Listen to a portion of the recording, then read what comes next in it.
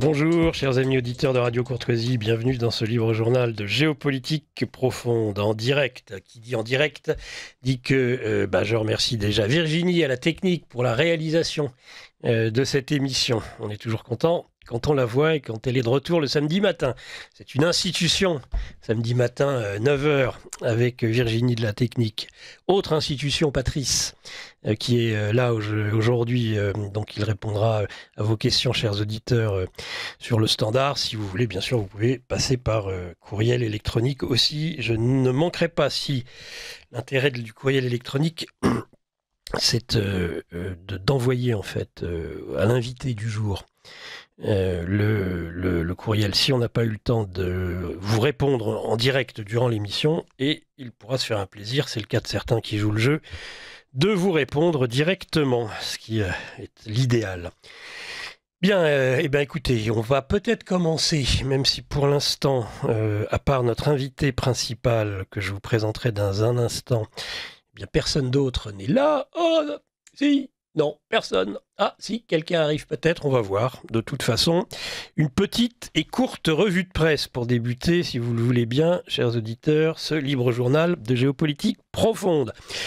Actualité de la veille au soir, une triste actualité pour changer, un marché de Noël. Nous sommes à Magdebourg, dans la région Saxe, en Allemagne. Voiture bélier, si tant est qu'on puisse parler de voiture bélier, ou en tout cas, voiture quitte la route et fonce dans le marché de Noël de Magdebourg. Résultat, plusieurs dizaines de blessés graves et au moins 2 morts, qui appelle un certain nombre de réactions, je dirais, dans cette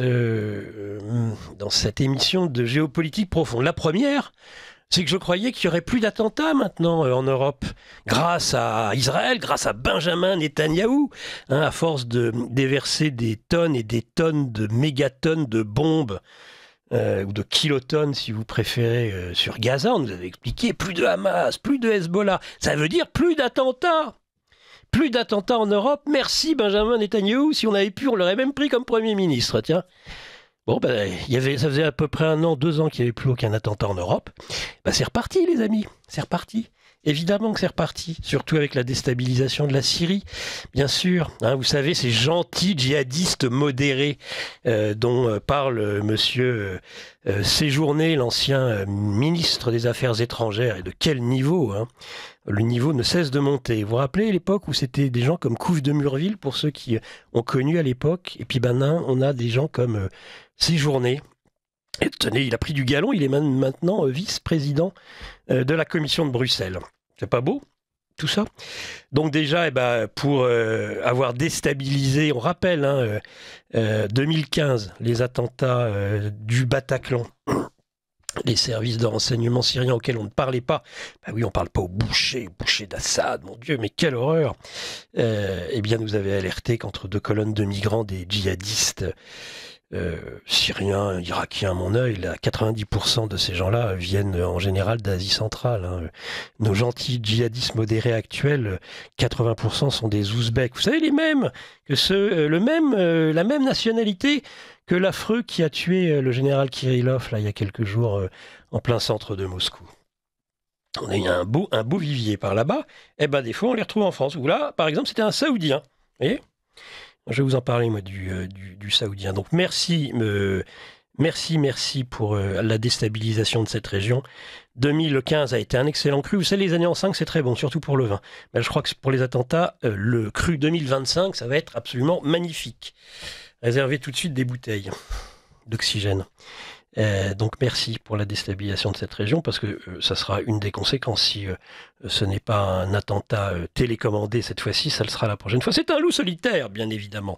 Oxymore, formule d'oxymore absolue. Un loup, ça vit en meute, ça n'existe pas, un loup solitaire. C'est aussi imbécile que de parler d'électrons libres. Ah, l'électron libre. Ça, c'est quelque chose, un électron libre. Non, un électron, il n'est jamais libre. Il tourne toujours autour de quelque chose. Oui. Eh oui, un noyau par exemple. Donc le loup solitaire, ça c'est ce qu'on nous ressort à chaque fois. Un médecin, tiens, c'est un médecin de 50 ans, d'origine saoudienne. L'origine saoudienne, vous savez, on nous avait expliqué que le 11 septembre, c'était des Saoudiens. si on veut. Peut-être, mais c'était peut-être pas les seuls. Donc un médecin de 50 ans qui a commis cet attentat. C'est drôle déjà, 50 ans, c'est étonnant. En effet, surtout qu'on nous explique, que le parquet antiterroriste nous explique que dans nos banlieues, ils sont de plus en plus jeunes à vouloir tenter de faire des attentats, mais ce sont même des mineurs. Là, on aurait un terroriste qui aurait fait un attentat, attentat entre guillemets, sur les chaînes d'infos en continu, c'est la pensée entre guillemets, attentat peut-être, islamiste, ah non, on peut y apprendre de gros mots, djihadiste encore, pourquoi pas, djihadiste catholique, chrétien, non, djihadiste musulman, merci de le rappeler.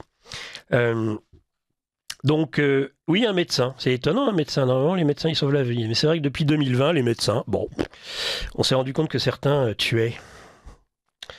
Mais oui. Et puis avec la loi sur l'euthanasie, il y en aura encore plus qui tueront. Mais tout est normal puisque nous vivons dans un monde merveilleux, dans l'empire du bien, dans l'opposé de ce que l'on nomme barbarie. Donc 50 ans, voilà. Un peu vieux pour être terroriste. Je vous le concède bien volontiers. En tout cas, il y a des dizaines de personnes qui sont sur le carreau. Et au moins 2 morts, dont un enfant. On le rappellera. Je vois que Lara est arrivée et Raphaël aussi. Je les salue tous les deux. C'est notre fine équipe de géopolitique profonde. Alors parce que nous sommes sur Radio Courtoisie et que je suis quelqu'un de courtois, je commencerai donc par saluer Lara Stam qui est en distanciel. Tout le monde est en distanciel, je suis tout seul. Mais j'ai quand même, heureusement, juste en face de moi, Virginie et son sourire, heureusement. Bonjour Lara. Bonjour Nicolas, bonjour chers auditeurs, ravi de vous retrouver sur cette antenne. Même en distanciel, ça reste toujours un plaisir. Eh bien, écoutez, on est content aussi de vous avoir. Et on est content aussi d'avoir Raphaël Besluch, le directeur de la publication, je ne pense pas m'être trompé cette fois-ci, de Géopolitique Profonde. Bonjour Nicolas, et bonjour à tous les auditeurs de Radio Courtoisie. Ils sont très contents aussi d'avoir Raphaël parmi eux. Je parlais dans un premier temps, si vous avez un mot à dire, soit l'un, soit l'autre, sur... J'ai pas encore annoncé l'invité principal, je fais une courte revue de presse. Si vous avez quelque chose à dire sur l'attentat du marché de Magdebourg, avec au moins 2 morts dans la région Saxe en Allemagne, sur un marché de Noël, je vous écoute. Ne vous précipitez pas. Le premier qui veut répondre. Je laisse Raphaël réagir.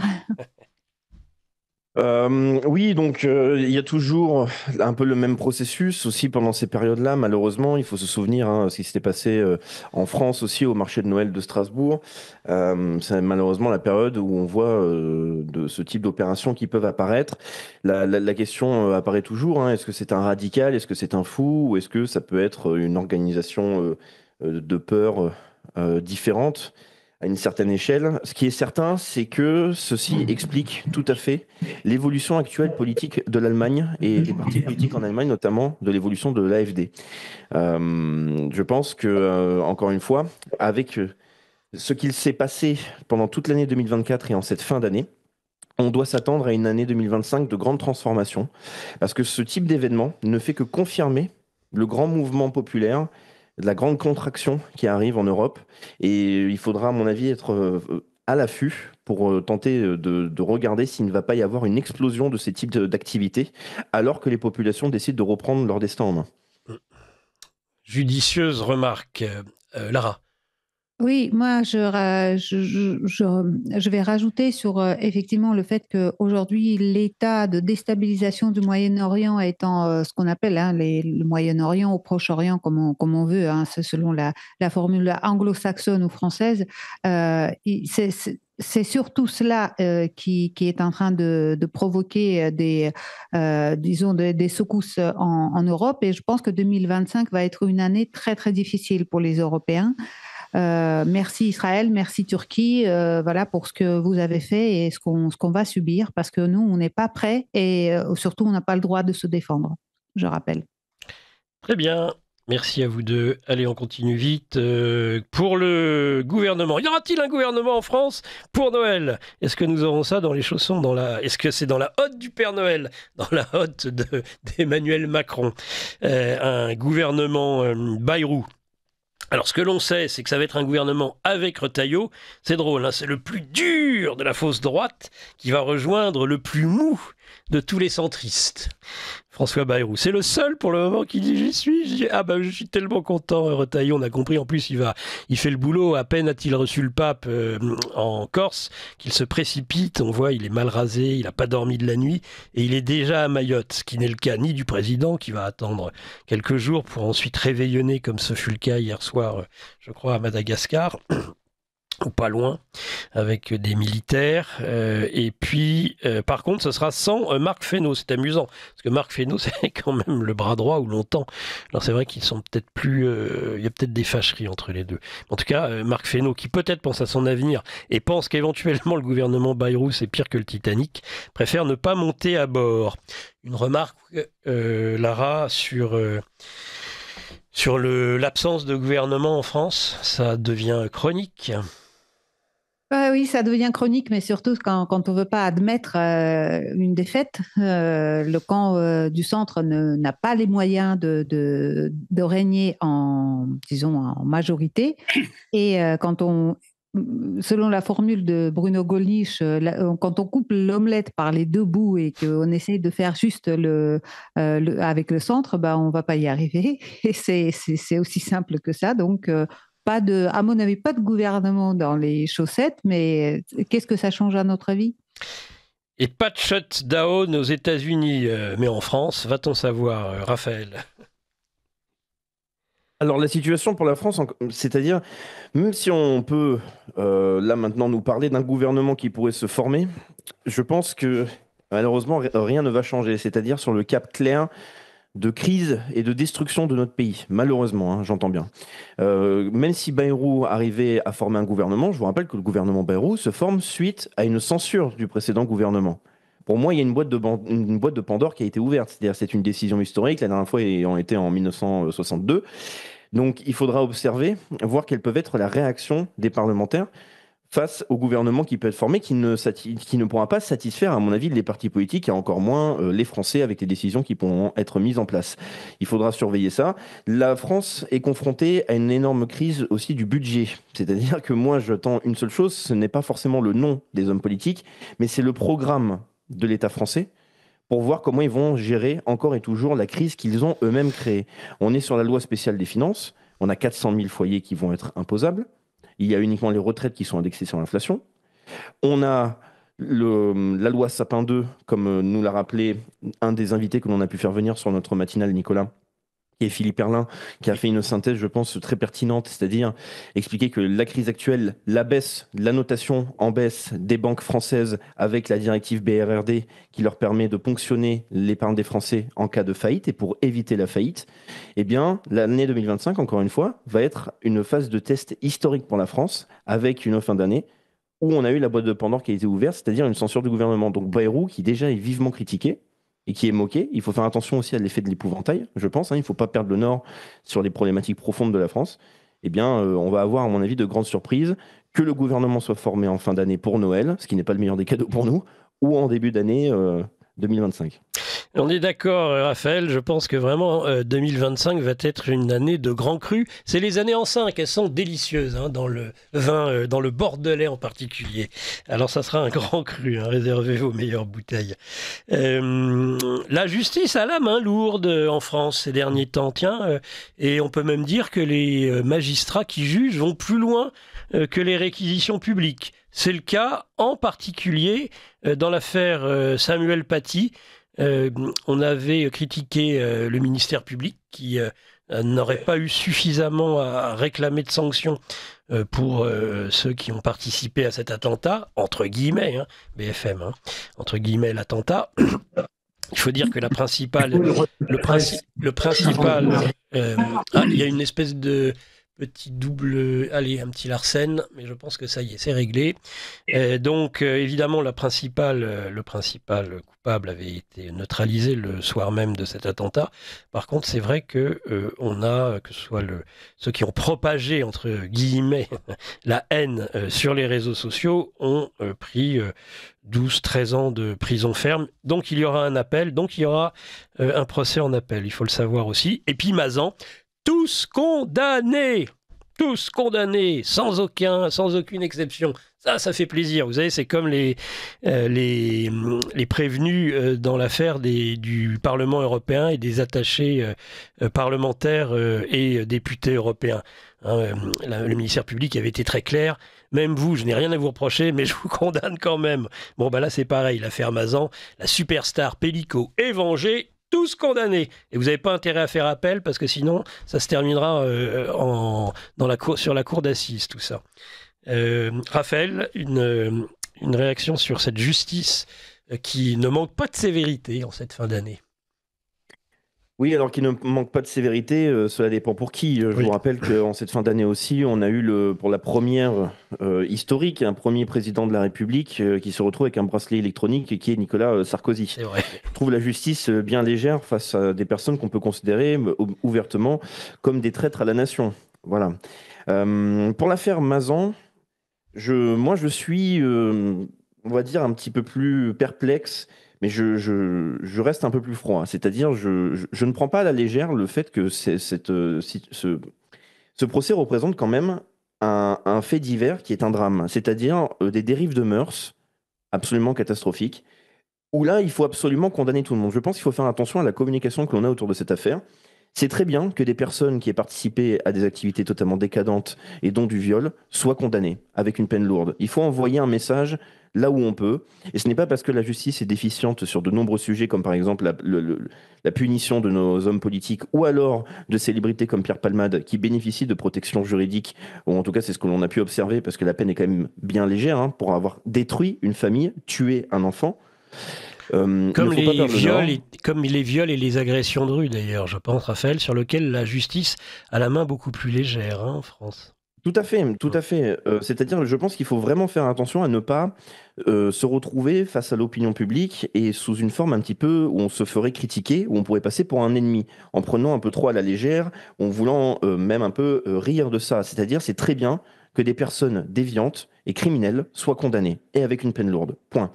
Par contre, ce qui est quand même intéressant à regarder, ça c'est vrai que ça c'est l'autre face de l'affaire Mazan, c'est de voir comment les médias ont récupéré cette affaire pour faire une attaque intégrale. Et d'ailleurs, là, il faut observer certaines personnalités politiques, notamment comme une Sandrine Rousseau ou autre, le fait de vouloir attaquer l'homme, la masculinité, le patriarcat, encore et toujours. On voit qu'il y a toujours des camps qui arrivent à profiter de ces situations-là pour essayer de transmettre un message, véhiculer un message qui est de vouloir désigner un ennemi global et qui est l'ennemi, le mâle blanc, etc. Cependant, la peine, pour moi, c'est très juste et il faut bien séparer chaque affaire, parce que pour terminer, l'affaire Paty, moi, c'est quelque chose qui me révolte, c'est qu'on arrive à oublier le fait que, in fine, c'est quand même la décapitation d'un professeur.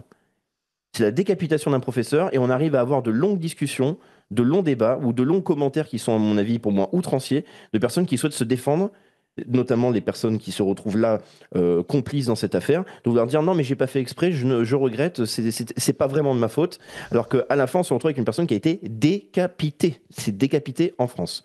Voilà un peu pour mes commentaires. Je pense qu'il faut prendre chaque section de manière un peu froide, mais et se réjouir lorsqu'il y a une condamnation et ne pas aller plus loin, sans oublier quand même ces aspects de récupération politique. Merci Raphaël. Lara, c'est le mari aussi qui est visé plus encore que les autres. C'est lui qui a pris de loin la peine la plus lourde. Le mari cocu, le mari Candolle, le mari qui, semble-t-il, offre sa femme comme une proie à un certain nombre d'individus qui ont été taxés par la justice de violeurs. Oui, Nicolas, c'est la figure du mari qui est là attaquée d'une façon très, très violente. Hein. C'est même pas l'homme, mais c'est le mari blanc, en quelque sorte. C'est-à-dire celui à qui on doit complètement faire confiance. La femme doit... voilà, le mari, c'est le libérateur, en fait, dans notre esprit. Et c'est lui qui exécute, en fait, sa femme. C'est ce qui est attaqué. Mais permettez-moi de vous livrer une impression vraiment personnelle. Je ne demande pas à ce qu'on la partage, mais moi, quand je vois cette femme, je veux bien croire tout ce qu'elle raconte, mais il y a une discordance absolue entre le regard, la gestuelle, la posture et ce qui est raconté. Et moi, je demande à quel point ce couple pervers, à mon avis pervers, a été consentant sur ses agissements et pourquoi à aucun moment on ne met un doute sur les paroles de cette femme, sachant qu'on a mis en doute la parole des enfants dans une autre affaire qui a été un scandale à terme. Et là, on met aucun doute. Et il y a une posture vraiment incroyable. On dit merci, merci. Enfin, moi, je trouve quelque chose.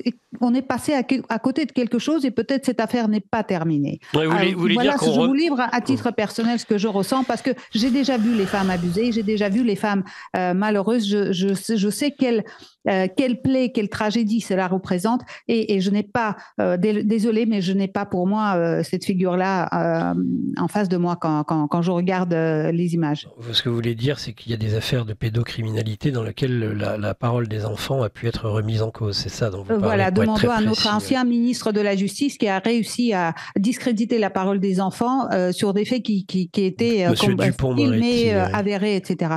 Donc je livre ça à titre personnel, je n'engage pas la radio, je n'engage pas cette émission. Ni l'avis des uns et des autres, parce que tout le monde n'est pas du même. Voilà, c'est une impression. Je livre une impression. Voilà. Je rejoins tout à fait l'avis de Lara sur cette question. Tiens, bon, parfait. Alors on est tous d'accord, en fait. Parfait. Allez, on va parler de l'interview de Poutine éventuellement, mais on en parlera après avec notre principal invité que je vais vous présenter tout de suite. Il est aussi à distance, mais ça ne va pas nous empêcher d'échanger avec lui et avec vous, évidemment, Raphaël et Lara, si vous souhaitez rester. C'est à vous de voir.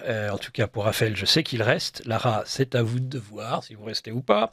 Donc, la prochaine guerre, voilà le titre, la prochaine guerre, la troisième guerre mondiale, en tout cas, moi, ça c'est mon titre, sera nucléaire. La prochaine guerre sera nucléaire. C'est le titre du livre de Gérard Chevrier.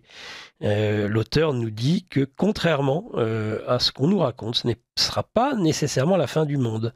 Ce livre nous explique pourquoi nous allons vers une guerre nucléaire. Ce livre explique les différents types d'explosions et les conséquences très différentes selon le type. C'est le seul livre qui nous explique comment se protéger, par exemple, du rayonnement gamma, des retombées radioactives. Ce livre, il est aux éditions du Rocal. Vous pouvez d'ailleurs vous le procurer, entre autres, par ce biais, www.leséditionsdurocal.com. Alors l'auteur, et je vais le saluer tout de suite, mais je le présente immédiatement, c'est Gérard Chevrier, industriel, inventeur de procédés de production industrielle, concepteur et constructeur aussi, en particulier de lignes de production et de marques déposées. Il était déjà l'auteur dès 1983 de faire face aux dangers nucléaires.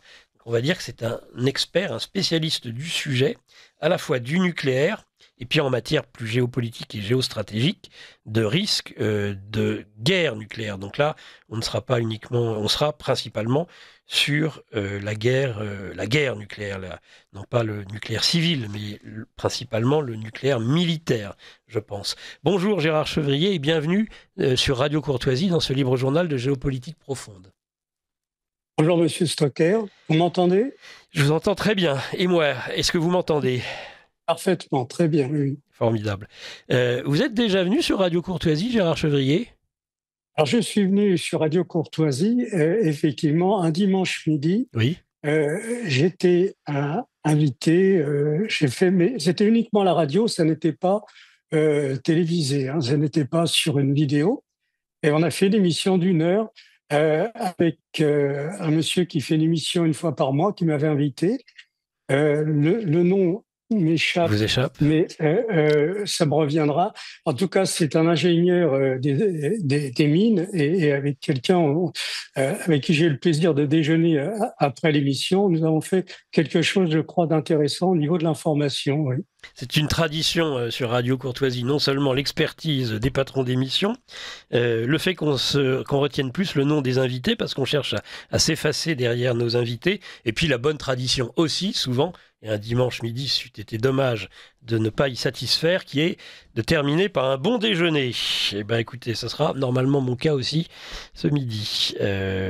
Alors, Gérard Chevrier, dans ce livre, l'ai-je correctement résumé? C'est-à-dire que s'il y a un versant, une guerre nucléaire qui, d'après vous, est inéluctable et inéluctable à court terme, et puis le fait, alors ça c'est la mauvaise nouvelle de Noël, voilà pour Noël 2024, le Père Noël vous apporte un missile balistique, tiens, Orejnik, sur Paris ou sur Kiev. Oui. Et puis d'un autre côté, le fait qu'il y a des possibilités pour s'en protéger.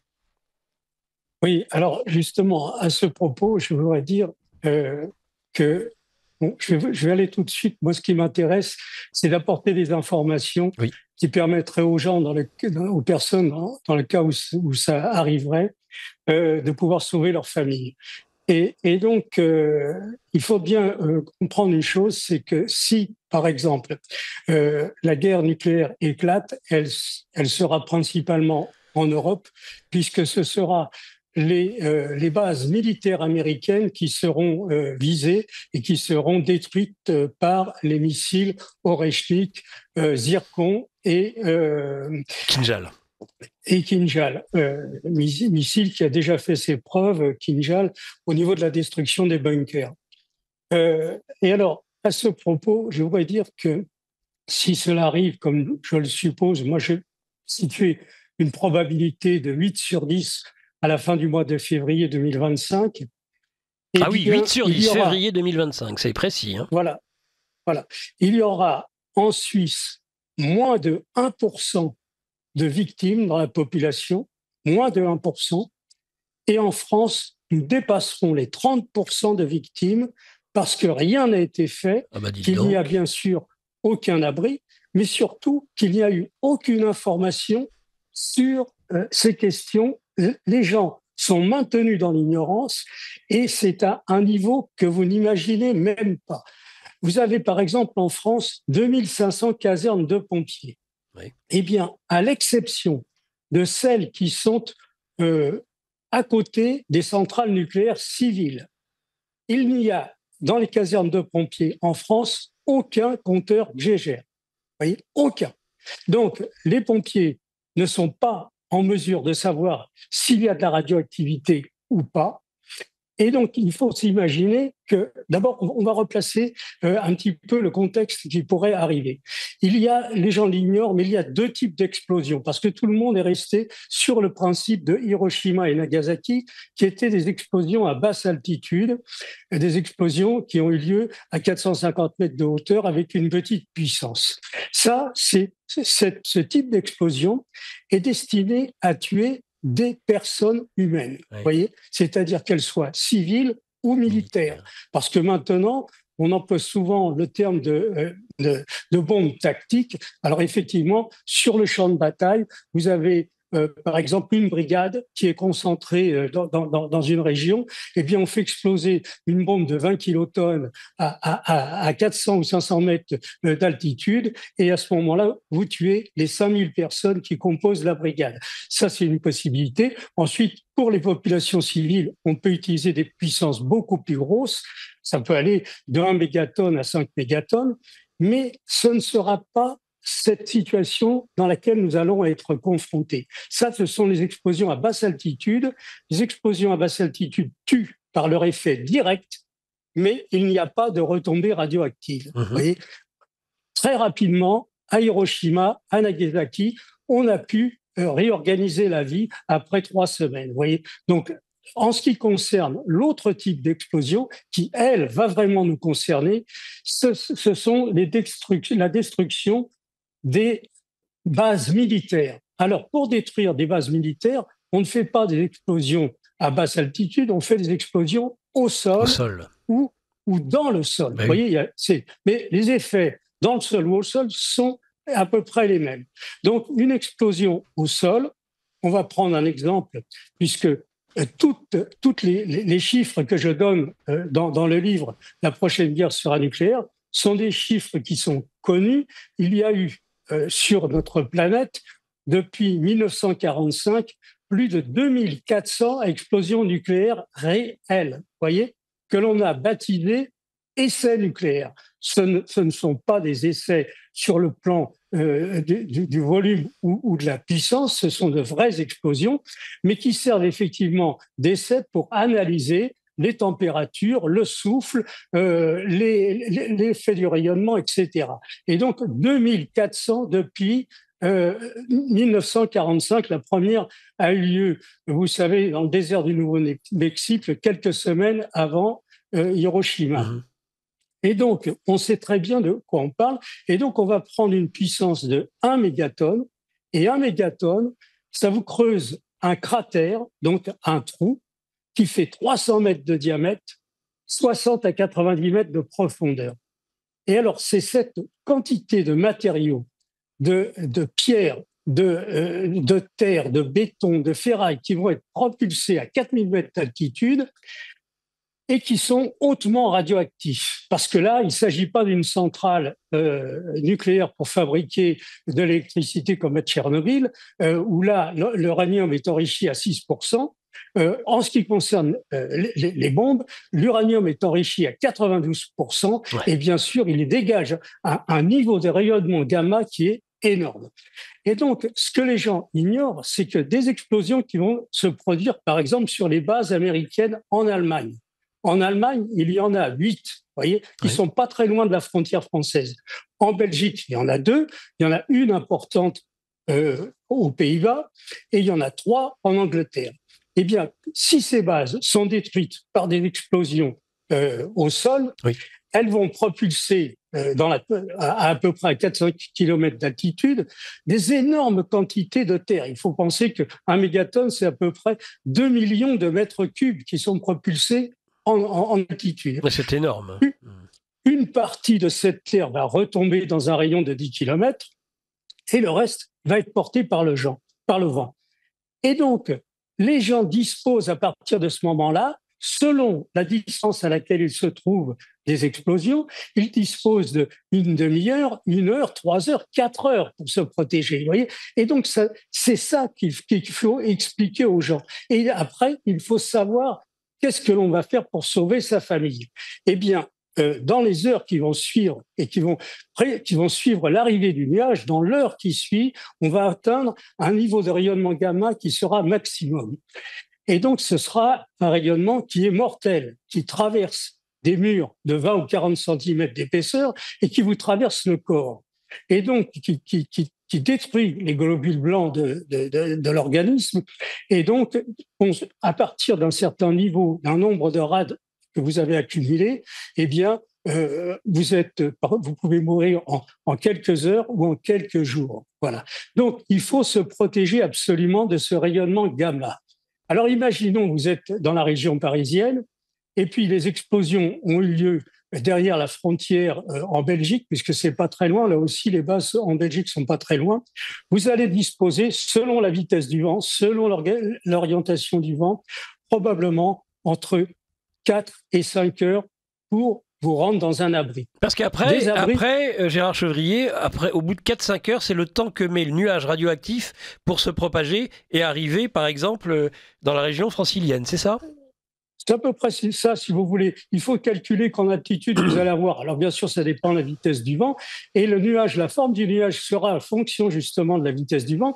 Mais si c'est un vent, par exemple, à 50 km/h, eh bien, on va avoir à peu près l'arrivée au-dessus de Paris, on va dire, en 4 heures. Vous voyez, c'est le temps que le nuage se déplace. Comme les vents, la plupart du temps, viennent du nord, eh bien, vous aurez sur la région parisienne, au bout de 4 heures, ce nuage qui va arriver. Alors évidemment, la quantité de matière radioactive qui va tomber au sol va être beaucoup plus importante dans le nord de la France que sur Paris, puisque petit à petit, le nuage se décharge de tous ces petits morceaux de cailloux, tout ça. Ce ne sont pas des poussières. Vous voyez, les gens pensent à la poussière radioactive. Non, ce sont carrément des petits morceaux et qui dégagent un fort rayonnement.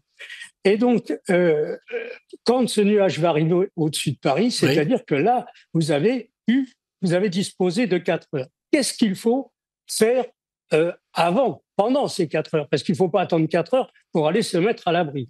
Alors, des abris, il n'y en a pas. eh bien, il faut soit, si vous êtes dans un immeuble, et notamment dans un HLM, il y a beaucoup d'HLM qui ont des caves dans les HLM. Eh bien, il faut descendre dans cette cave et, si possible, qu'elle ait été aménagée avant. Qu'est-ce qu'il faut ? Il faut, je dirais, pour sauver sa vie, il faut 4 choses. Je ne sais pas si vous me voyez, mais je dirais... Alors, vous ne me voyez pas à l'écran ? Non. Non, on ne vous voit pas, mais écoutez, tant pis, l'important est que votre descriptif soit clair pour la radio, c'est l'essentiel, Gérard Chevrier. Nous vous écoutons. D'accord. Donc, ce qu'il faut, c'est la connaissance. La connaissance, vous l'avez dans le livre, qui a 2 titres, en fait, qui a le titre « La prochaine guerre sera nucléaire », et le sous-titre, c'est ce qu'il faut savoir pour se protéger des retombées radioactives. Alors, pourquoi il faut ce bouquin ? Parce que j'ai fait beaucoup de vidéos. Vous savez, j'en ai fait 57 actuellement depuis 1 an et demi. Et on explique dans toutes ces vidéos, on donne plein d'informations, puisque le gouvernement français, lui, n'a rien fait pendant 50 ans. Et donc, les gens, maintenant, commencent à savoir ce qu'il faut faire, etc. Mais, bien entendu, quand vous allez descendre dans votre cave de HLM, alors il y a 2 cas de figure. Il y a une cave sous votre immeuble, vous descendez là, dans le but d'y passer 3 jours. Alors pourquoi 3 jours ? Parce que, si vous voulez, chaque fois qu'on multiplie le temps par 7, on divise le niveau de radioactivité par 10. Oui. Alors imaginons qu'au-dessus de la région parisienne, on ait un nuage qui arrive avec 350 rad-heure. Vous voyez, c'est le niveau de rayonnement gamma qu'il va y avoir de ces poussières qui sont tombées au sol, sur les toits des immeubles, sur le toit des maisons, qui sont dans les rues, qui sont partout. Toutes ces poussières, elles dégagent au départ un rayonnement qui est maximum après 1 heure. Après 1 heure, on atteint le niveau maximum. Et puis, on mesure à ce moment-là, imaginons qu'on soit dans la région parisienne à 350 rad-heure, eh bien, 7 heures plus tard, vous allez avoir un niveau de 35 rad-heure. Mais déjà, 35 rad-heure, c'est un niveau très important. Alors, autre point important qu'il faut savoir, c'est que la radioactivité, vous allez la cumuler dans votre corps. Vous voyez ? Donc, le corps peut accepter un maximum de 25 rad, vous voyez, cumulés. Et donc, quand vous avez un débit de 35 rad-heure dehors, ben vous pouvez y passer 1 demi-heure, mais pas plus, vous voyez, parce qu'1 demi-heure, ça fait 17 rad. Voilà. Donc, ensuite, quand vous multipliez le temps par 7, c'est-à-dire les 7 heures, vous les multipliez par 7, ça fait 49 heures. La radioactivité est encore divisée par 10. Et donc, on passe de 35 rad à 3,5 rad. Et donc, ces informations sont capitales. Et comment le savoir ? Bien sûr, il faut un compteur Geiger. Donc, la première chose qu'il vous faut, c'est le savoir qui est donné par le livre que j'ai écrit. La deuxième chose qu'il vous faut, si vous aviez la caméra, ce serait, je vous fais voir, c'est le compteur Geiger, qui est très permet important. De mesurer justement le taux de radioactivité à un moment donné. Voilà. Alors, c'est très, très important. Ça s'achète dans le commerce facilement, Gérard Chevrier ? Regardez, cet appareil que j'ai là, eh bien, c'est un petit appareil que j'ai acheté 90 € sur Amazon. Vous voyez, 90 €. Alors, il faut dire que depuis 1 an, comme j'explique sur mes vidéos, qu'il faut cet appareil, que c'est indispensable pour savoir. Alors, c'est indispensable pourquoi ? Pour 2 raisons. Parce que d'abord, si vous êtes dans une zone où il y a du rayonnement, vous allez voir si vous êtes à un niveau qui est acceptable ou qui est beaucoup trop important. Mais surtout, ce qui est important, c'est que dans bien des zones en France, nous aurons des régions qui seront sans retombées radioactives. Et ça, c'est important de le savoir, parce que quand votre appareil vous dit il y a 0 millisievert heure, eh bien, vous pouvez vivre normalement dehors, vous pouvez aller dans votre potager, vous pouvez faire tout ce que vous avez à faire, vous ne craignez rien, mais au moins vous le savez. Tandis que si vous n'avez pas cet appareil, vous savez pas quand vous êtes à Bordeaux, quand vous êtes à Limoges ou autre, est-ce qu'il y a des retombées ? On n'en sait rien. Donc cet appareil, il est absolument indispensable. Il devrait être dans toutes les casernes de pompiers, il devrait être dans toutes les mairies, mais il n'y en a pas. Alors donc moi, je pense que sur Amazon, je leur ai fait vendre plus de 3000 appareils comme ça depuis 1 an. Et là, dans quelques semaines, il y aura rupture de stock parce que les gens maintenant quand je vais passer sur des radios un peu plus importantes, eh bien, ils vont le savoir et ils vont forcément acheter pour eux, pour leur famille, un compteur GGR. Il n'y a pas que sur Amazon qu'on en trouve, mais très très vite, évidemment, il y aura... Surtout, Gérard Chevrier, à vous entendre, le compte à rebours est lancé, février 2025. C'est dans 2 mois. Hein. C'est dans 2 mois. On va être sur une période de risque très importante. Alors, on reviendra, si vous voulez, après sur des questions stratégiques. On va revenir sur ces questions, mais donc le 3e point que vous vouliez évoquer pour se protéger justement contre ces ondes gamma. Alors, ce qu'il faut, c'est, à partir de cette information que vous avez le compteur GGR, et bien entendu, il faut avoir constitué un petit stock de nourriture pour pouvoir vivre pendant 3 jours avec sa famille. Donc, il vous faut 2 bouteilles d'eau par personne par jour, ça veut dire un pack de 6 bouteilles d'1,5 litre pour 2 personnes, 2 packs si vous êtes avec 2 enfants, ça fait 4.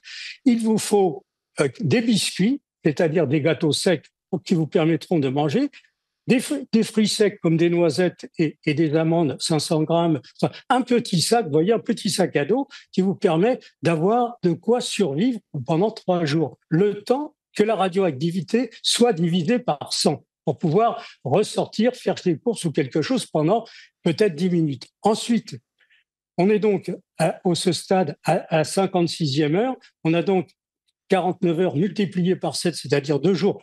14 jours plus tard, la radioactivité sera encore divisée par 10. Vous voyez, donc en l'espace de, on va dire, de 15 jours, 16 jours, on va avoir divisé la radioactivité par 1000. Donc ça, c'est quelque chose qu'il faut savoir, c'est important. Et là, on va pouvoir se décider, est-ce que je vais dans une région où il n'y a pas de contamination, où il n'y a pas de retombées? Alors ça, c'est le rayonnement gamma qui est complètement ignoré par les militaires en France, parce qu'on a fait beaucoup d'essais, vous savez, en Algérie et à Moruroa. Oui. Et plusieurs fois, et notamment une fois, il y avait le ministre Mesmer qui était allé en Algérie pour assister à une explosion qui se faisait dans une montagne. Alors, on avait d'abord procédé à des explosions à l'extérieur pour voir le champignon, tout ça, parce qu'évidemment, quand vous faites une explosion souterraine, vous ne voyez pas le champignon. Mais quand vous êtes en extérieur, sur une tour ou sous un ballon, alors là, vous avez le champignon, vous pouvez mesurer, vous avez la lumière, vous avez... Là, on est avec Mesmer, donc on est dans les années 60, donc il y a plus de 60, il y a 60 ans. C'est ça. Donc, c'était en 61. Il va là-bas dans le sud de l'Algérie pour assister. Alors, toutes les personnalités sont là. On les installe sur des chaises qui ont été prévues au préalable. Ils sont arrivés avec des voitures. Donc, on est dans le désert et la montagne est à peu près à 1 kilomètre. Donc, ils sont en face, assis dans des fauteuils pour assister à l'explosion qu'il va y avoir dans la montagne. Et puis là, il se passe un truc qui n'était pas prévu. La montagne se fissure et évidemment, le nuage radioactif est propulsé en direction des téléspectateurs qui se trouvent, enfin des spectateurs plus exactement, qui se trouvent à 1 kilomètre. Des officiels. Et alors là, les officiels, avec bien sûr des journalistes, avec des militaires, des appelés, des couillons qu'on a mis là, vous voyez, oui. et qui sont... et alors, c'est eux d'abord qui alors, tout le monde se précipite vers les voitures parce qu'il faut faire très vite, parce que le nuage arrive vers eux. Et ils se montent à dessus dans les voitures, ils sont à 5 ou 7 dans les voitures ou 8, et tout le monde se fiche le camp.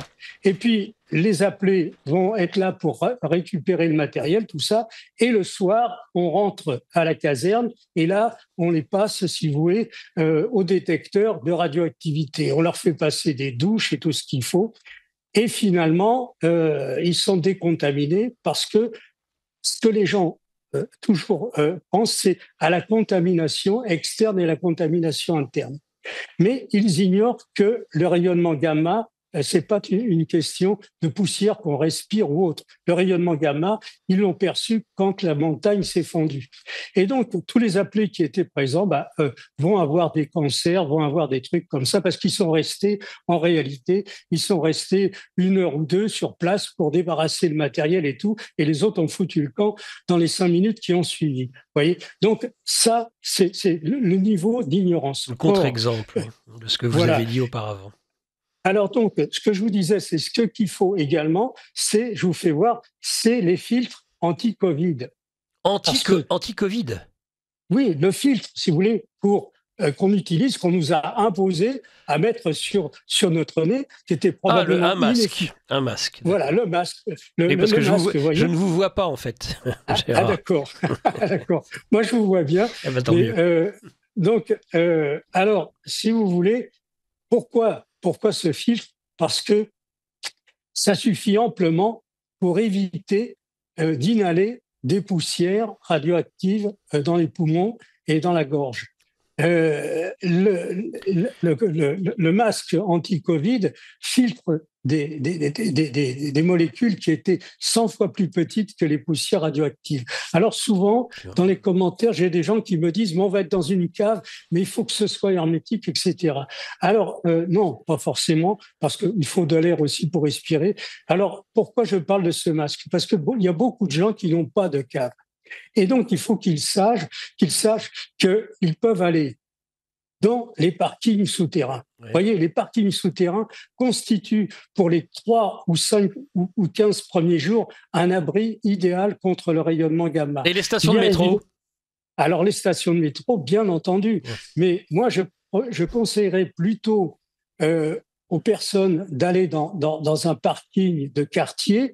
Il y aura beaucoup moins de monde que dans le métro, parce que dans le métro, il va y avoir énormément de monde, il va y avoir un problème de sécurité, il va y avoir des gens qui auront de la nourriture, d'autres qui n'en auront pas. C'est-à-dire que si vous êtes dans un petit parking, des fois vous avez votre voiture qui est là, vous avez pu mettre de la nourriture dans votre voiture, de la boisson, donc c'est quand même beaucoup mieux. Mais il y a, surtout en dehors de Paris, il n'y a pas de métro, donc il faut aller dans les parkings souterrains si on n'a pas de cave.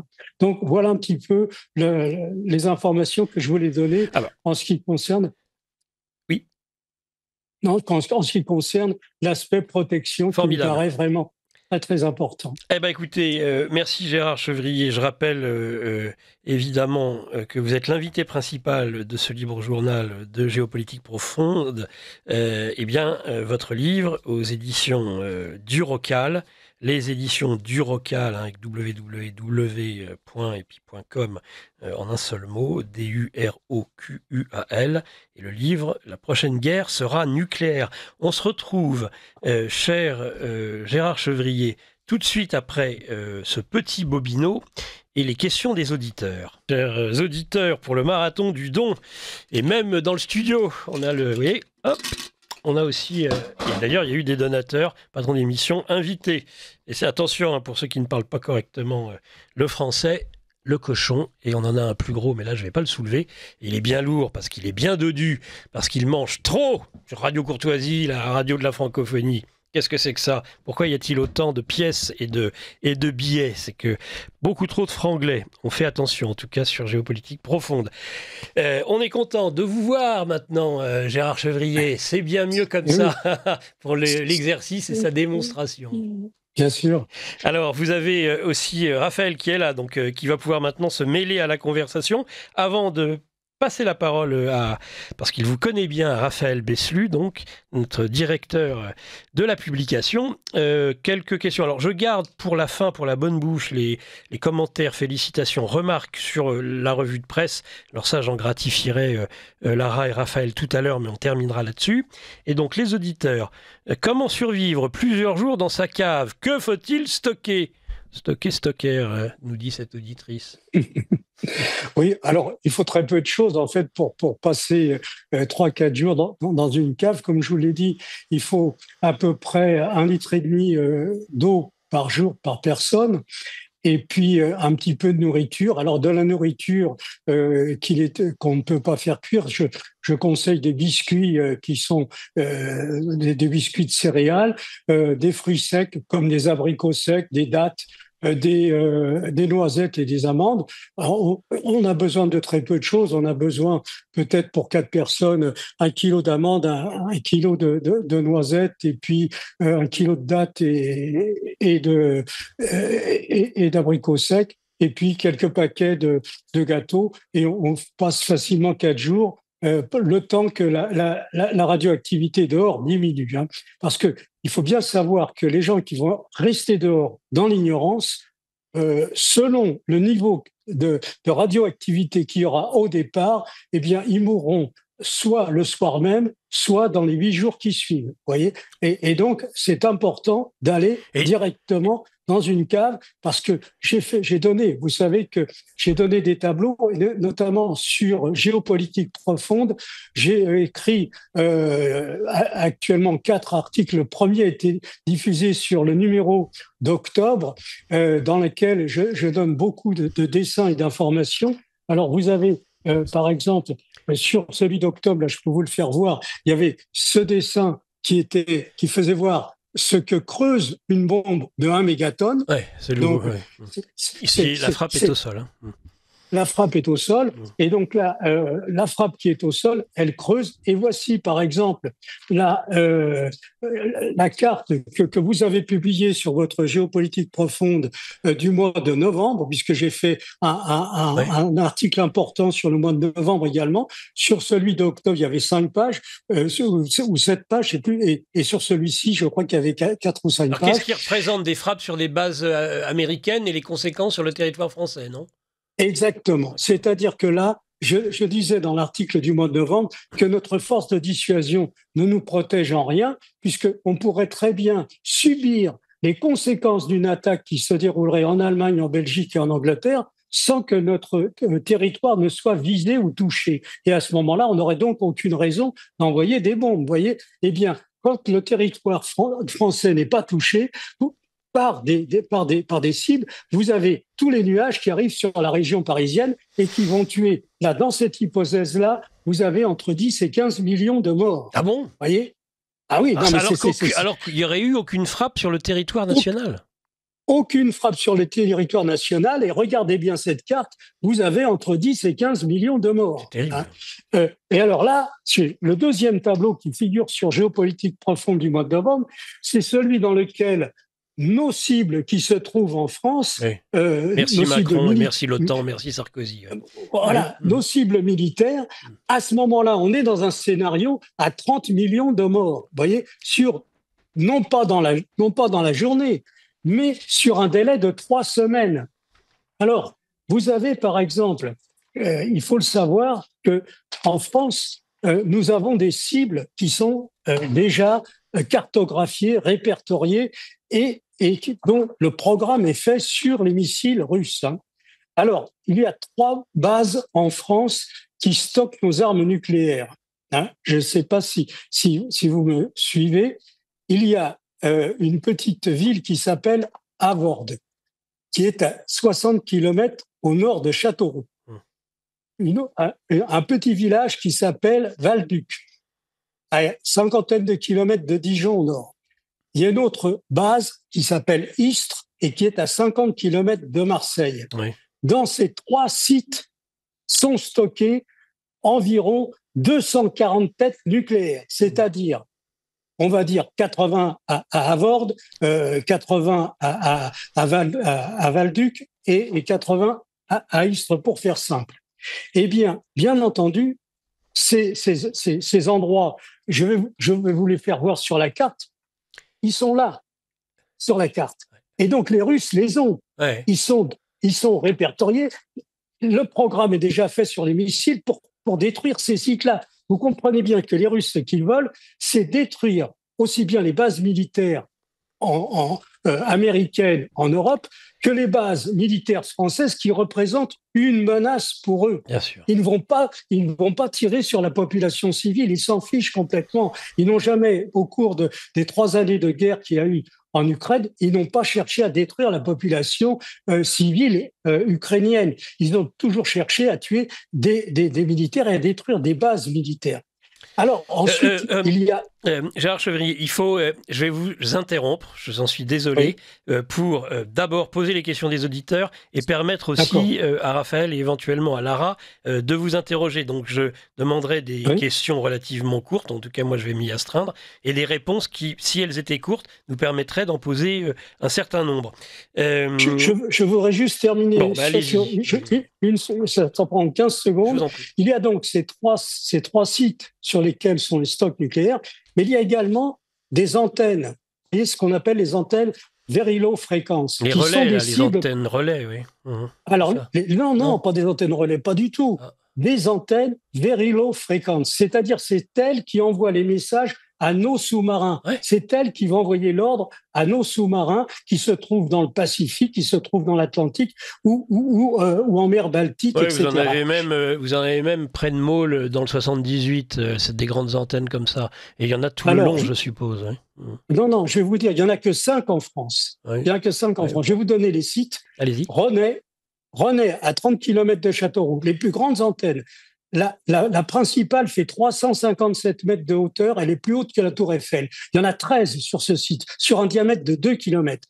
Le site représente 600 hectares. Vous voyez ? Bon, ça, c'est une cible. Et ensuite, la deuxième, elle est à Sainte-Assise. Elle est à 20 km de Orly. Vous voyez ? Ça vous concerne. Et donc là, il y a 10 antennes. 10 antennes importantes. Enfin, je veux dire, la région parisienne. Il y a Kerlouan, qui est dans le Finistère. Ah, ça ne m'étonne pas. Dans le sud, il y a Régine à Villemagne. Et ensuite, une autre qui se trouve dans la Manche, qui se trouve à Laurent. Donc ça, c'est les 5. Et en dernier, 2 bases importantes, celle de Toulon et surtout celle de Brest, c'est la base de nos sous-marins. Donc là, je vous ai résumé, vous avez toutes les cibles qui sont en France et qui peuvent, une fois qu'elles sont détruites, par les nuages qu'elles vont dégager, tuer, on va dire, 15 millions de personnes de plus que celles des bases américaines. Voilà. Donc, j'ai terminé. Vous pouvez me poser vos questions. Bon, alors, en fait, c'est plus des remarques des auditeurs qui se disent quand même tout près de Noël. Inviter un monsieur qui parle d'abri anti-atomique, il se demande ce qui m'arrive. Mais un autre, cher Nicolas, en cette période de Noël où l'heure est au cadeau, inviter Gérard Chevrier n'est pas vraiment un cadeau, surtout si nous devons mourir avant le mois de mars. Bon, c'est de l'humour, évidemment. Je vais laisser Raphaël vous interroger. Moi, la seule remarque que je voulais faire, et je pense que c'est vraiment essentiel, cette émission que nous faisons, et se procurer votre livre, justement, sur la prochaine guerre qui sera nucléaire, et peut-être, alors ça, après, les prévisions, c'est une autre histoire, mais en tout cas, rapidement, c'est en finir avec un certain nombre d'idées reçues. C'est-à-dire que oui, il y a possibilité de se protéger, et ça, vous venez parfaitement de l'expliquer. Et 2, et c'est vrai que moi je partageais cet avis généralement répercuté un peu partout, c'est-à-dire qu'on n'a aucune chance de s'en sortir, ça sert à rien de se protéger, on aura des cibles stratégiques sur les cités, ce qu'on appelle les fameuses attaques anti-cités, avec des mégatonnes. On parle par exemple avec la Russie du missile Satan 2 déjà, ou bientôt 3, et donc on se dit de toute façon on n'a aucune chance d'en échapper, donc à quoi bon? Grâce à vous, Gérard Chevrier, on se rend compte que tel n'est pas le cas. Et ça, c'est pour moi tout à fait essentiel de le rappeler à nos auditeurs. Donc, il n'y a peut-être pas de nécessité que vous répondiez sur ce point. Et je vais laisser la parole à Raphaël, qui vous connaît bien, et qui vous avez parlé justement. Il est directeur de la publication, donc de tous ces articles que vous avez pu écrire sur la revue. Raphaël. Oui, tout à fait, Nicolas. D'abord, une remarque préliminaire. C'est un travail important qui est réalisé par Gérard Chevrier parce que nous sommes dans un monde en pleine fracture, mais aussi on subit, toutes les différentes générations, une certaine propagande, même je dirais cinématographique. C'est-à-dire, on nous parle du risque nucléaire comme un risque qui serait uniquement un scénario apocalyptique. À chaque fois qu'on parle des scénarios nucléaires, c'est l'hiver nucléaire, la fin de l'humanité. Et après, avec les scénarios à l'américaine, c'est les zombies ou alors c'est le monde post-apocalyptique. Il faut en revenir quand même, il faut garder la tête froide et en revenir sur les risques réels face à la situation géopolitique actuelle, qui est en fait une accélération de l'escalade portée par l'OTAN face aux résultats des forces russes sur le front ukrainien. On a le couple franco-anglais qui continue d'affirmer son soutien envers l'Ukraine et qui souhaite continuer à mener des opérations de plus grande ampleur pour refuser, parce que Macron l'a encore affirmé récemment en rencontrant Zelensky, c'est-à-dire d'interdire la Russie de gagner sa guerre. Voilà. Et donc, il faut se poser des bonnes questions, il faut rester lucide et se dire que peuvent faire ces va-t-en-guerre, mais aussi ces entités comme l'OTAN qui sont déjà en guerre et qui sont prêts à tout, à déjà sacrifier des centaines de milliers d'Ukrainiens, et l'Ukraine qui est capable aussi de récupérer des civils de force pour les amener sur le front. Jusqu'où est-ce que cela peut aller? Et donc, ce qui est aussi intéressant avec les travaux de Chevrier, c'est que là, on est beaucoup plus calme, même si c'est un scénario qui peut sembler effrayant. C'est que là, on parle de frappe de sites stratégiques, ce qui est évident une fois qu'on parle de guerre. Le fait de dire qu'il peut y avoir des bases militaires tout autour de la France et que le fait qu'il y ait ces frappes ou ces sites stratégiques militaires qui puissent être frappés et puissent impacter la France, c'est important de l'inclure dans le discours pour informer les Français. Encore une fois, Gérard Chevrier, dans un des articles qui a été publié dans Géopolitique Profonde, la revue, le numéro de novembre, c'est la France n'est pas protégée. Il y a une traîtrise, finalement, ou alors une ignorance crasse de la part de nos élites françaises qui n'ont mis en place aucun système de protection pour la population civile. C'est quand même quelque chose d'extrêmement grave, le sujet en lui-même, étant donné que l'arme nucléaire existe, et on parle constamment du parapluie nucléaire et de la dissuasion nucléaire. Donc ça, c'est quand même quelque chose qu'il faut accepter.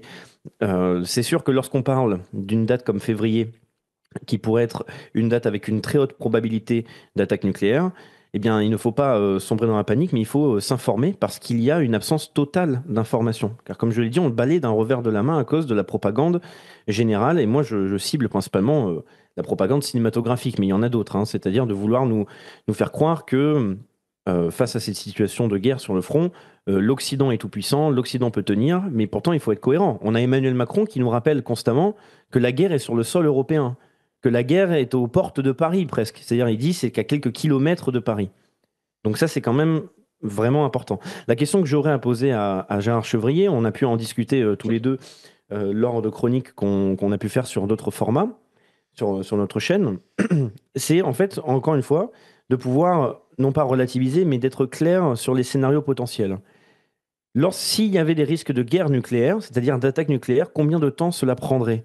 Est-ce que ce seraient des attaques qui pourraient durer plusieurs semaines, plusieurs mois, ou est-ce que ça se passerait sur quelques jours, voire quelques heures? Ça, je pense que c'est important de le dire, parce que ça permet de confirmer la nécessité d'informer le public français sur une préparation fondamentale à avoir en cas d'attaque nucléaire, sachant qu'il y a un risque qui est quand même plutôt élevé. Je le rappellerai en dernière remarque avant de laisser Gérard Chevrier répondre, c'est que dans le discours annuel de Vladimir Poutine a quand même affirmé à nouveau qu'aucune technologie occidentale pourrait stopper ces missiles Oreshnik.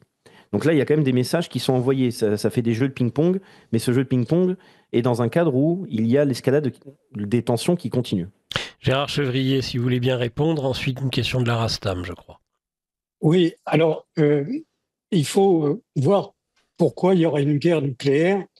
Parce que fondamentalement, nous sommes comme deux plaques tectoniques qui s'approchent et qui vont s'affronter. Et donc, vous avez d'un côté les mondialistes qui sont dirigés par le lobby de la finance, qui sont les États-Unis, l'Angleterre et la France, etc. Et puis, vous avez d'un autre côté des pays qui sont les nationalistes. Et donc, c'est le choc qu'il va y avoir entre des nationalistes, c'est-à-dire des pays qui défendent des valeurs, qui défendent des valeurs de la famille, des valeurs de la patrie, etc., qui sont représentés par la Russie, l'Iran, la Chine, etc. Et donc, on est petit à petit, on est dans la montée de l'escalier qui nous amène vers une guerre totale. La guerre totale, quand elle va être déclenchée, elle durera moins d'une heure. Voilà. Si vous voulez, c'est quelque chose qu'il faut bien comprendre et les conséquences seront évidemment dureront des semaines puisque toutes les retombées radioactives qu'il va y avoir sur les pays vont continuer à faire des morts au cours des semaines qui vont suivre. Mais la guerre en elle-même, entre le départ du premier missile et l'arrivée du dernier, ce sera environ une heure. Comment est-ce que ça va se dérouler? J'ai expliqué le scénario que moi je vois, c'est que on a trois situations qui peuvent nous y emmener. La première, c'est la guerre en Ukraine. Et ça, tout ça, je l'ai expliqué dans mon livre que j'ai écrit en 2022. La guerre en Ukraine, la guerre au Moyen-Orient avec la possibilité que Israël arrive à embarquer les États-Unis pour bombarder l'Iran, et là c'est un risque très très élevé de guerre dans lequel les Russes interviendront pour défendre l'Iran. Et comment est-ce qu'ils défendront l'Iran? D'abord sur place, et puis très rapidement en plaçant des sous-marins qui sont peut-être déjà en place au large de la côte est des États-Unis, au large de la côte ouest, c'est-à-dire environ 25 kilomètres de la côte ouest et de la côte est. Et ça, c'est un scénario qui est plus que probable. Le troisième scénario, c'était un affrontement entre les États-Unis et la Chine à propos de l'île de Taïwan, mais je crois que c'est peu probable. Le plus probable, nous le verrons vraisemblablement avec l'arrivée de Trump à partir du 20 janvier, eh bien, ce sera dans les jours qui suivront vraisemblablement des tirs de missiles sur les bases de défense antiaérienne qui sont installées par les Russes en Iran, c'est-à-dire des rampes S-400, S-300 et d'autres systèmes électroniques extrêmement sophistiqués dont ils ont équipé les Iraniens. Et actuellement, l'aviation israélienne est incapable de pénétrer au-dessus du territoire de l'Iran. Ça, il faut le savoir.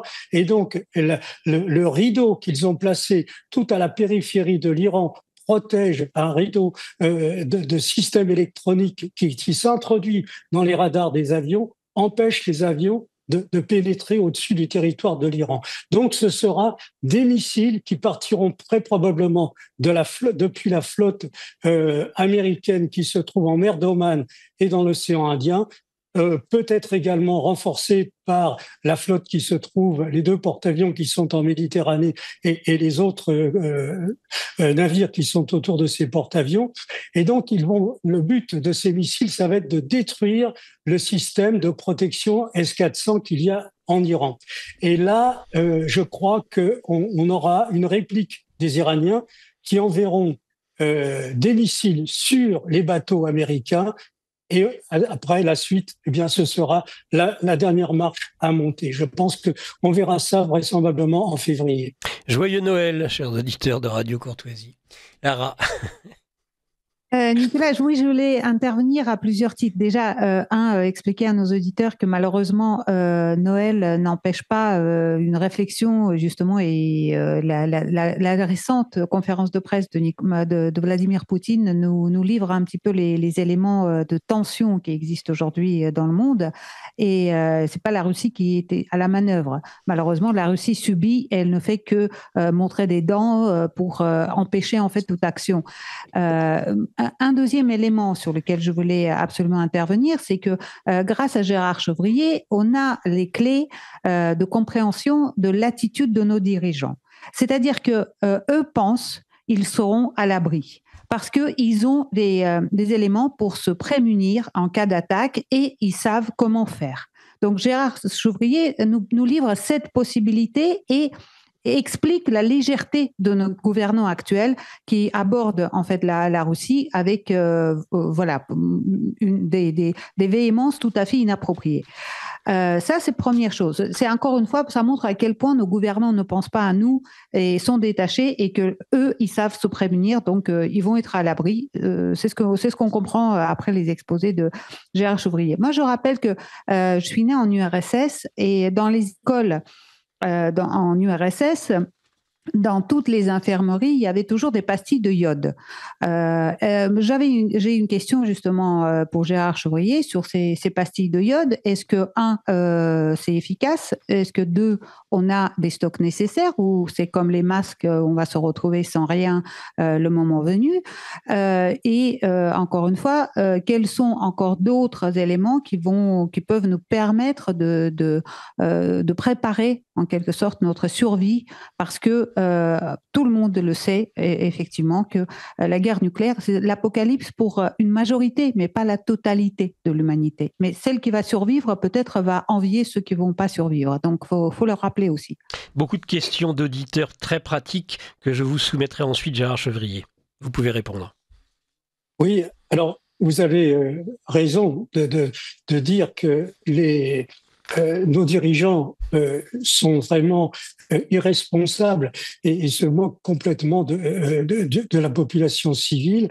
Mais en ce qui concerne ce qu'ils n'ont rien fait depuis 50 ans, c'est pas récent, hein, parce que tout le monde est parti sur la doctrine. Nous possédons une force de dissuasion et donc personne ne peut nous attaquer, ni l'Union soviétique, ni les États-Unis, etc.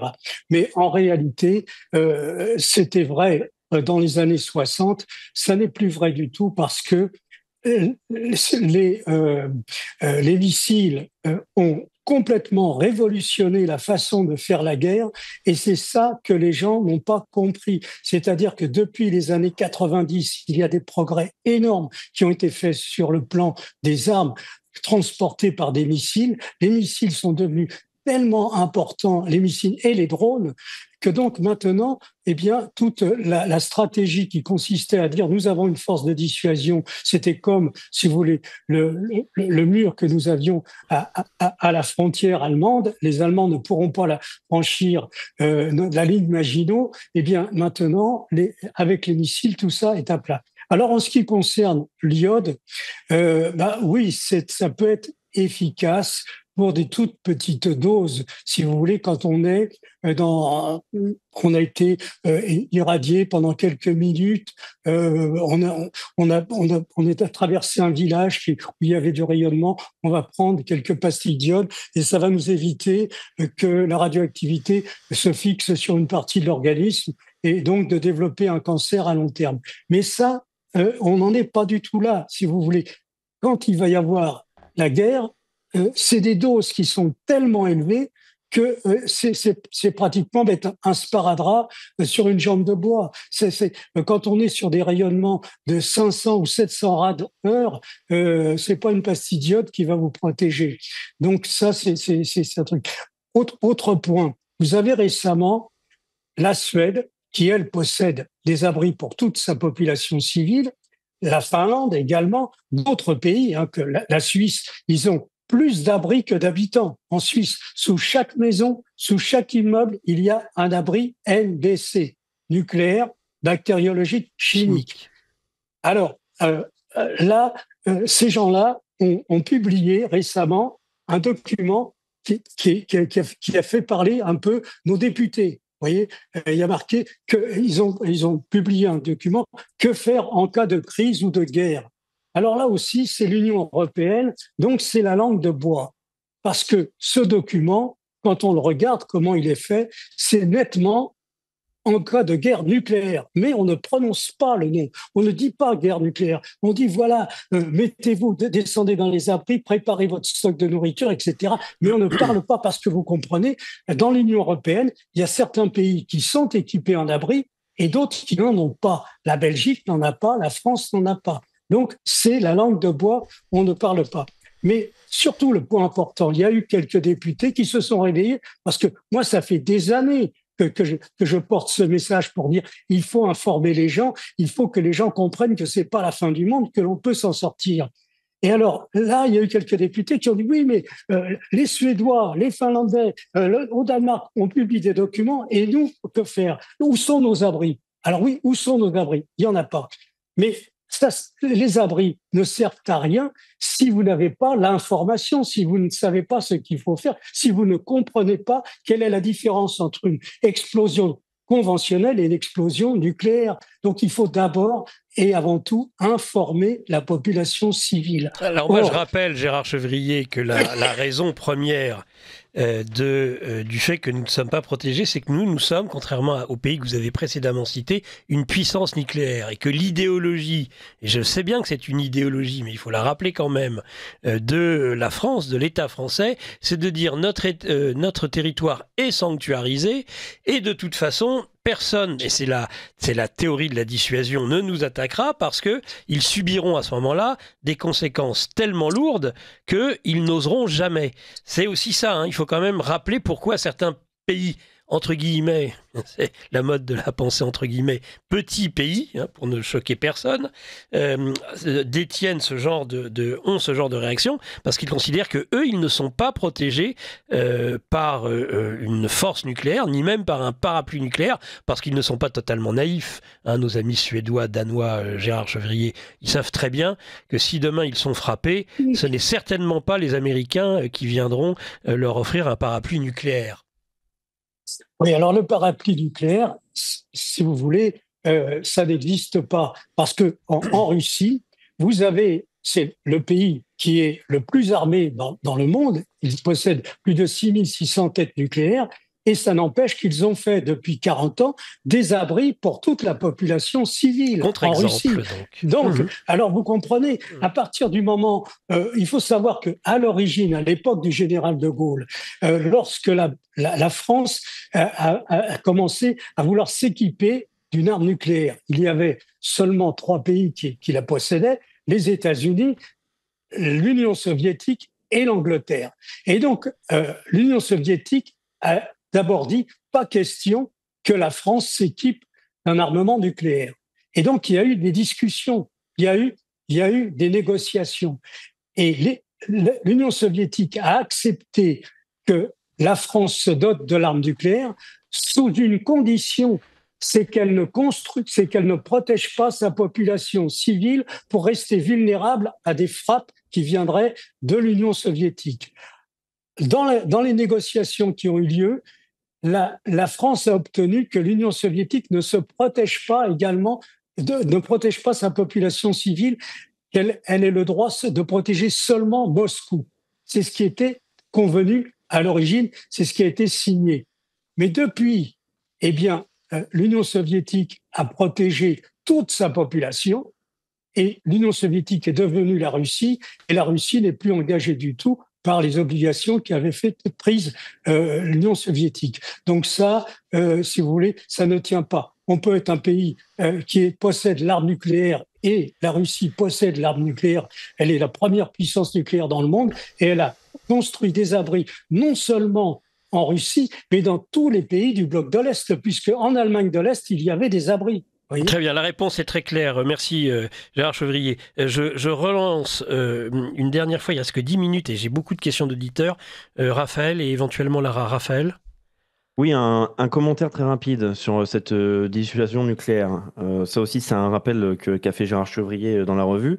Je vais faire une citation très courte. C'est une doctrine donc, qui existe depuis 1964, la dissuasion nucléaire. Je vais juste citer quelques lignes et après faire un commentaire. Depuis 1964, la dissuasion nucléaire protège en permanence la France de toute menace d'agression d'origine étatique contre ses intérêts vitaux, quelle qu'en soit la forme. Je passe le passage, je vais à la fin qui est intéressante. Ainsi, nos forces nucléaires, par leur crédibilité opérationnelle et technique et par la permanence de leur disponibilité et de leur posture, dissuadent tout pays doté de l'arme atomique d'envisager une attaque avec ce type d'arme contre notre pays. Le problème avec oui, voilà, mais le problème avec cette doctrine exacte, c'est que alors, on n'a pas le droit de faire des anglicismes sur Radio Courtoisie, donc c'est de la méthode Coué. C'est ce qu'on appelle de l'autosuggestion positive, parce que on nous sort cette analyse-là, cette phrase-là, mais que se passe-t-il si on répond non ? Ce n'est pas vrai et on va réaliser des attaques, parce que la France subit une méthode Coué, encore une fois, générale. Notre président est le parfait exemple. On nous parle constamment de démocratie, de défense des droits de l'homme. On est dans un pays antidémocratique intégral. On nous dit qu'il faut faire face à la crise du budget, qu'il va falloir s'entraider pour redresser la France. La France est en train de s'effondrer et tous les contribuables sont en train de mourir à petit feu financièrement et pour beaucoup physiquement. On nous dit qu'il faut pouvoir protéger nos agriculteurs et pourtant on laisse à environ 2 suicides par jour pour nos agriculteurs. On nous dit qu'il faut continuer à avoir une avance technologique. Pourtant, toutes nos jeunes formations d'ingénieurs et on va dire de grands esprits qui pourraient participer au développement technologique de la nation quittent le pays. On est en retard dans de nombreux domaines technologiques. C'est de la méthode Coué intégrale. C'est pour ça qu'il est très important, je pense, de parler de ces sujets-là de manière claire. C'est parce que le réel, aujourd'hui, nous frappe en pleine figure. C'est vraiment pour ça que je pense que l'année 2025 va être un tournant. On est face à un grand mouvement de l'histoire. On le voit même au sein même de l'institution républicaine. Les Français ne veulent même plus de la 5e République.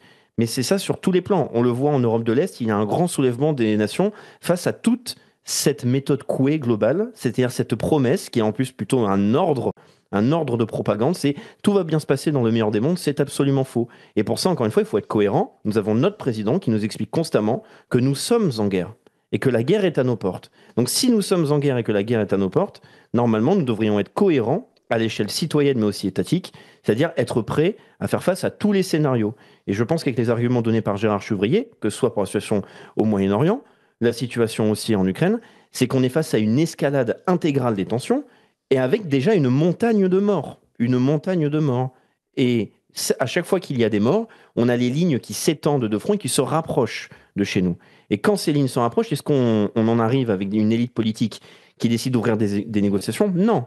On est exactement comme ce qu'a pu dire Boris Johnson au début du conflit, c'est-à-dire refuser les négociations. Le même Boris Johnson qui a avoué que toute la situation sur le front ukrainien, c'est une guerre par proxy, et que parce que c'est une guerre par proxy, qu'il a avoué, il faut défendre nos proxys et permettre à nos proxys d'atteindre leurs objectifs, quoi qu'il en coûte. Bon, voilà. Très bien, on va le prendre comme une observation. Merci Monsieur Chevrier, merci à vous, Lara, Nicolas, Raphaël, de nous offrir ces informations, même si elles sont loin d'être rassurantes. Bonjour à tous, merci pour cette précieuse interview. Alors question, j'ai une cave enterrée mais avec 2 fenêtres en seau de loup.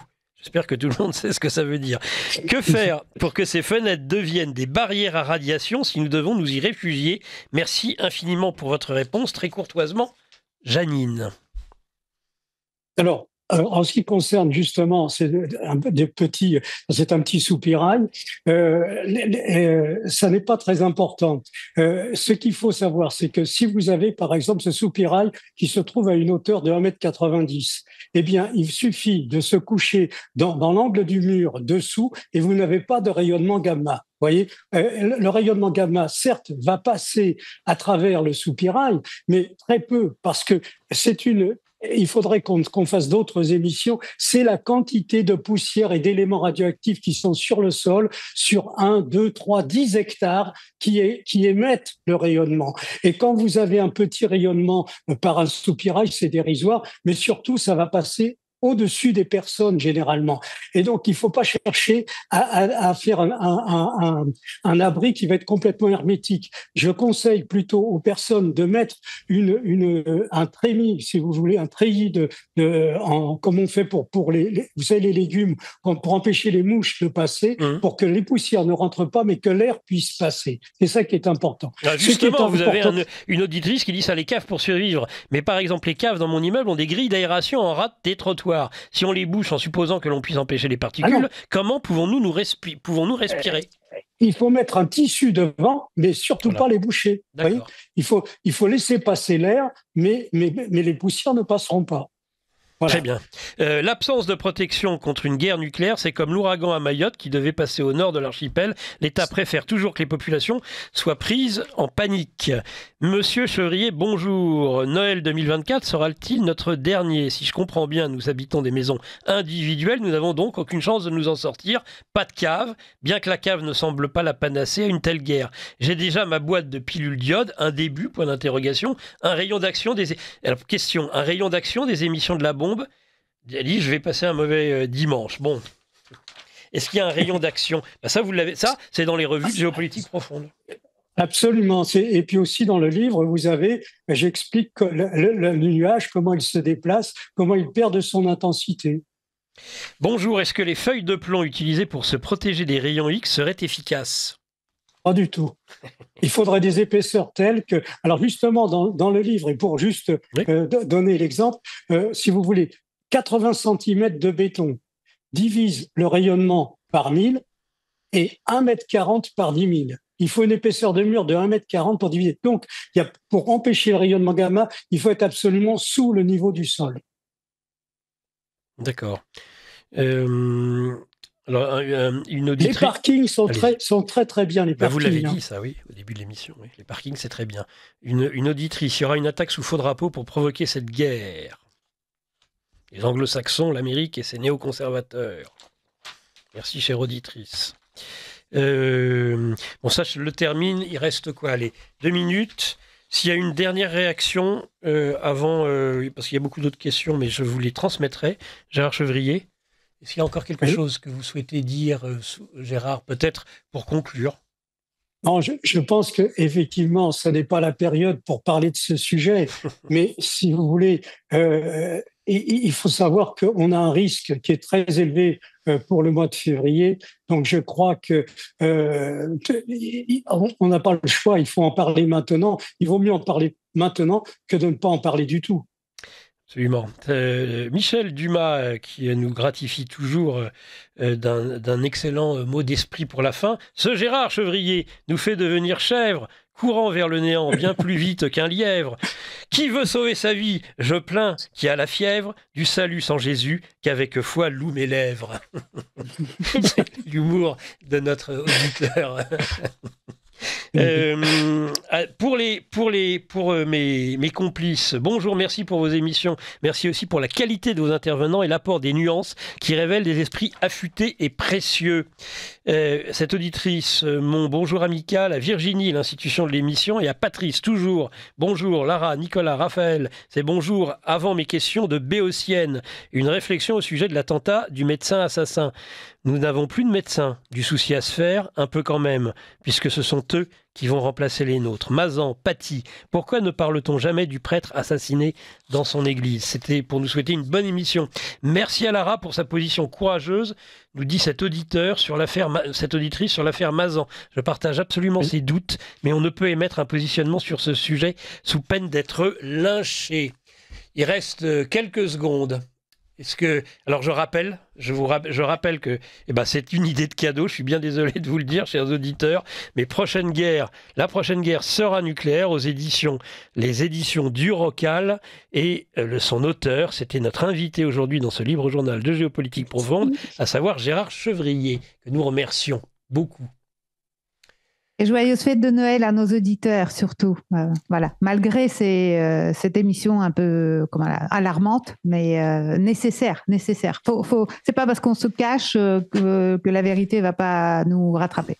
Si je peux juste conclure justement, Nicolas, je contredirais un peu les propos de Gérard Chevrier. C'est la bonne période pour s'exprimer sur ce sujet-là, parce qu'on s'exprime calmement et on recherche la vérité. Et les saintes périodes de Noël, c'est des périodes où les familles se rassemblent, où on recherche la vérité, la réconciliation, l'union. Justement, le monde est en flammes, le monde est en crise. C'est la parfaite occasion pour faire preuve de calme, de rationalité, de charité, d'amour et de préparation intelligente. Voilà. Donc je souhaite avec ça un joyeux et saint Noël à tous les auditeurs de Radio Courtoisie, aussi qu'à la technique de Radio Courtoisie. Et à vous aussi, bien sûr. Belle parole à Benjamin, à notre Benjamin à nous, le Benjamin des animateurs de Géopolitique Profonde. Merci à tous, excellente fête de Noël et à la semaine prochaine, chers auditeurs, sur Radio Courtoisie.